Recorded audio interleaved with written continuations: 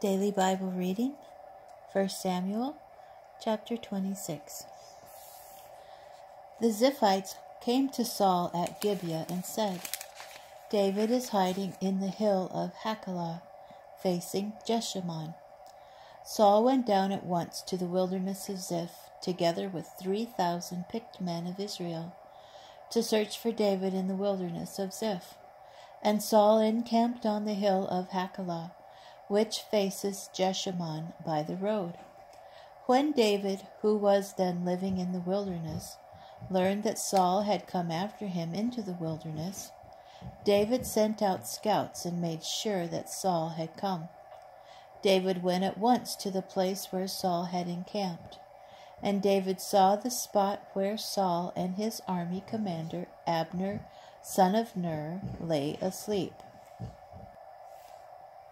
Saul lay asleep inside the barricade, and the troops were posted around him.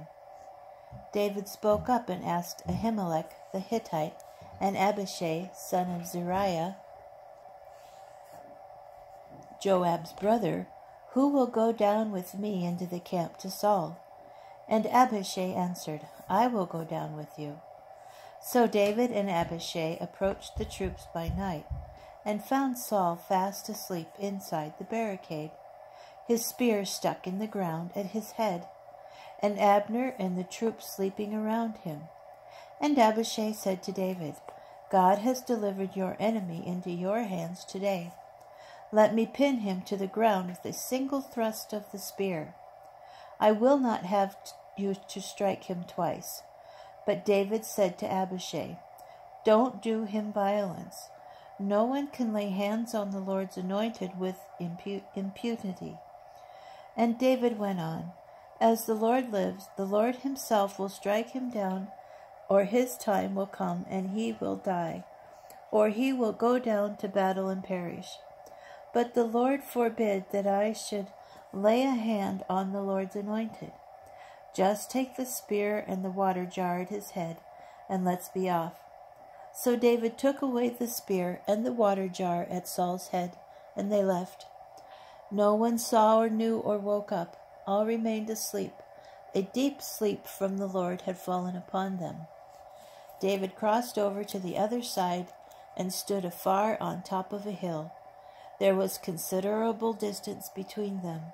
And David shouted to the troops and to Abner, son of Ner, "Abner, aren't you going to answer?" And Abner shouted back, "Who are you to shout at the king?" And David answered Abner, "You are a man, aren't you? And there is no one like you in Israel. So why didn't you keep watch over your lord the king? For one of our troops came to do violence to your lord the king. You have not given a good account of yourself. As the Lord lives, all of you deserve to die, because you did not keep watch over your Lord, the Lord's anointed. Look around. Where are the king's spear and the water jar that were at his head?" Saul recognized David's voice, and he asked, "Is that your voice, my son David?" And David replied, "It is, my lord king." And he went on, "But why does my lord continue to pursue his servant? What have I done, and what wrong am I guilty of? Now let my lord the king hear his servant out. If the Lord has incited you against me, let him be appeased by an offering. But if it is men, may they be accursed of the Lord. For they have driven me out today, so that I cannot have a share in the Lord's possession, but am told, 'Go and worship other gods.' Oh, let my blood not fall to the ground, away from the presence of the Lord. For the king of Israel has come out to seek a single fleet, as if he were hunting a partridge in the hills." And Saul answered, "I am in the wrong. Come back, my son David, for I will never harm you again, seeing how you have held my life precious this day. Yes, I have been a fool, and I have erred so very much." David replied, "Here is your majesty's spear. Let one of the young men come over and get it, and the Lord will requite every man for his right conduct and loyalty. For this day the Lord delivered you into my hands, and I would not raise a hand against the Lord's anointed. And just as I valued your life highly this day, so may the Lord value my life, and may he rescue me from all trouble."